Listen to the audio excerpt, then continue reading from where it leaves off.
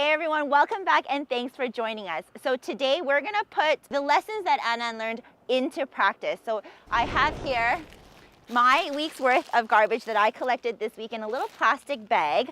And Mary and I are going to go through it and show you what can and cannot be composted. Okay, so shall we get started? Yeah, when I'm going through garbage, and this is a really lovely gift. Thank you for bringing me garbage today, Christina. I like to, delicately, I'm just kidding, I just do this. This is what I thought. Yeah. I'm a little embarrassed. Well, garbage can be really embarrassing, and that's one of the reasons why we have so many problems with people being engaged in composting, is that if you look at garbage culturally, look at it from the English language perspective, the more words you create to separate yourself from your subject, the more embarrassed you are about it. So this is my first time actually learning about composting and doing this. You're very brave, and I'm impressed. Okay. Excellent, so let's sort. Okay. And the way that we're gonna do this is we're literally gonna take anything that basically looks squishy and organic, and we're going to separate it from stuff that looks like plasticky garbage stuff. Okay. So just feel free to get in there. This looks organic-y. This must be organic-y. Where does this go? That's a good question. What's it made of? Mesh? Plastic? Plastic, and and ask yourself this question, is it weird? yes. Yeah, so weird usually is not recyclable. And the great thing about weird is there's these really fantastic staff at the transfer stations. They wear like the high-vis vests, big smiles on their faces, and they're super friendly. So you can bring weird to the transfer station and say things like, hey, I got this weird thing. What do I do with this? And then they'll help you understand where the thing is supposed to go properly. Okay, so good this point. one is garbage. Okay, so we have separated into kind of 2, 3-ishy, some groups here for compost and recyclable things. And other stuff. Like there's some garbage in there and there's some compost too. So Okay. I'm gonna ask you a skill testing question. My Okay. skill testing question for you is, can you find something in here made from a plant?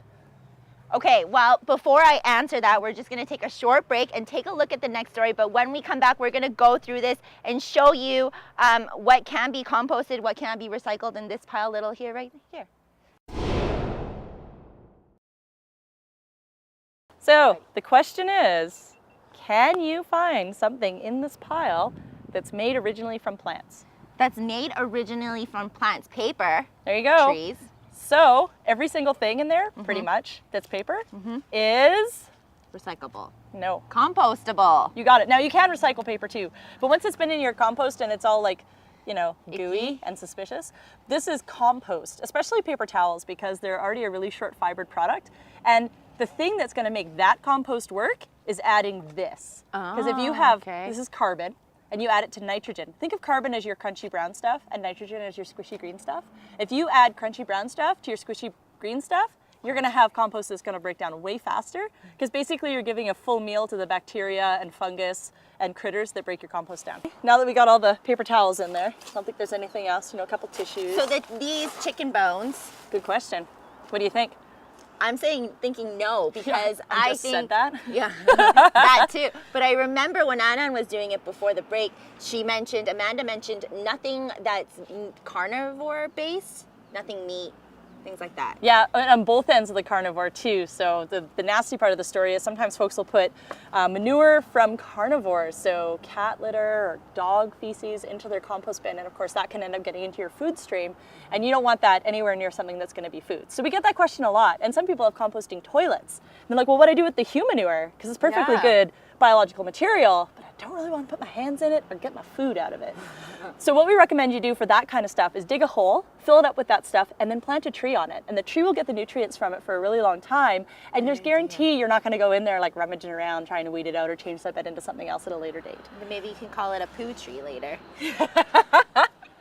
Okay, so this is the group here that can be composted. So Mary, tell us here, we are here at the Potato House today. Tell us what this house is about here in Williamson. Yeah. So the Potato House was built in 1941. It's 75 years old this year. And what we're all about is identifying a place and making it a landmark instead of a landfill. Same goes for our garden space. We needed some nutrients for the soil, so we started a composting program, and the City of Williams Lake and their residents have been delivering compost to us for 5 years. In the last 5 years, we have diverted 33 tons of compost and prevented 34,000 tons of methane from entering the atmosphere. Wow. Your ratio when it comes to squishy green stuff versus crunchy brown stuff, your carbon and nitrogen ratio, for every 1 handful of squishy green stuff, you need 2 handfuls of crunchy brown stuff. So we don't have quite enough of this stuff. So you can use anything. You can use shredded paper, you can put a cardboard box through a wood chipper. There's all kinds of things you can use to make up that gap. Or you can use leaves, which are nature's natural compost for carbon sources. We've got lots at the potato house. If you need some, talk to us. We have a basement full of leaves. So that's what we'll do here is when we put this in the compost bin, we're just gonna throw some leaves on it. The leaves also cut the smell down, and they prevent critters like crows and ravens and other adorable songbirds from making a huge mess of your compost all over your yard. Okay, well, we're gonna take a look at the next story, but when we come back, we'll be transferring this into the compost bin. So usually it's a no-no to bring anything meat like to the composting bins here, but here at the Potato House in Williams Lake, you're welcome to bring some chicken bones and more. And more. This is our green cone digester. It's a really simple system. It's partially buried in the ground, and if you look in there, it doesn't smell at all. It doesn't smell. It's not really full because we don't get a lot of people using it, but it works extremely well. And dump your bones in there, and we're done. Here it is. Would you like to do the honors, Christina? Ooh, this is my first time. Okay. Just in this bin.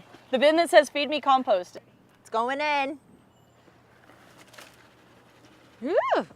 Yeah, and you're like, oh, there's flies in there. Blar. Now we actually left this open knowing that you were gonna come, so you can see this is what our green layer looks like here at the Potato House. But normally it doesn't look this open because we've always got our carbon ready to go, and we just cover it up, and then it's fine. So Christina, do you want to give our compost bin a big old snifferoo and tell our audience at home what it smells like?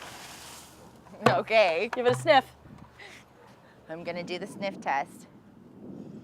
Oh wow, okay, just before you put these leaves in, it was kind of smelling like garbage. I just did, I'm doing a full-on smell test. It doesn't stink at all. Like, this is crazy. It doesn't smell. Often it smells like coffee because we get so much coffee from our neighboring restaurants. But yeah, we just spread it around, and there's some paper plates in there. Wow, okay. And then you can see the flies aren't there anymore, and the crows and ravens can't see the compost, so they're done. Now, Christina, you brought us a really great gift today. That compost that you brought us in your garbage, we were able to put that into the soil and grow these beautiful plants. So nice. To thank you and encourage you to come back to the Potato House and bring us more compost, I have a gift for you. Oh, nice. Yes, I have one of our custom Potato House compost buckets. They're made in British Columbia. The lid stays open so you can scrape your compost into it right from your dinner table. And it's got a handle at the bottom, perfect for banging, because you want to get the sludge out, right? Awesome. And Oliver actually told me that even if I have this beside my kitchen sink, as long as it's sealed tight, there's not going to be any smell.